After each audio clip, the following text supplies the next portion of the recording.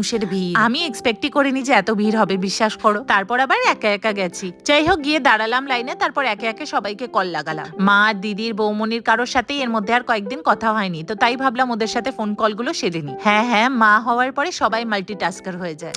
আর হ্যাঁ, অনেকদিন পরে আমার এক বান্ধবীর সাথেও কথা হলো, আর গল্প করতে করতে আমার লাইনেও এগোলো, আর আমি কাছেও চলে এলাম। বিশ্বাস করো, এটা 2-3 বছর আগে হলে হয়তো আমি বলতাম যে আমি ভগবানে বিশ্বাস করি না সেরকম, শিবের মাথায় জল ঢালা সেটা আবার কি হয়। কিন্তু মা হওয়ার পরে কিন্তু যেন সবকিছুই বদলে গেছে। আমি নিজেকেও নিজে দেখে মাঝে মাঝে অবাক হয়ে যাই। ভক্তি শ্রদ্ধা নিয়ে চলে তো এসেছিলাম, কিন্তু বুঝতে পারছিলাম না কি করব। তাই আমার আগের ব্যাচে যারা পুজো করলো তাদেরকে ফলো করেছি, আর সাথে ঠাকুর মশাই একটু বলে বলে দিচ্ছিলেন। আমি সেদিন কিন্তু কিছু চাইতে চাইনি, আমি গিয়েছিলাম দৃশাকে সুস্থ করে তোলার জন্য ধন্যবাদ জানাতে। এটা হলো বটতলার শিব মন্দির। পুজো শেষ হতেই আমি চলে গেছিলাম সামনেরই এক মিষ্টির দোকান, সেখান থেকে মিষ্টি নিয়ে বাইরে গরিবদের বিতরণ করেছিলাম। 50 পিস মতো নিয়েছিলাম মিষ্টি। শেষ হতেই বাড়ি ফিরে আসি।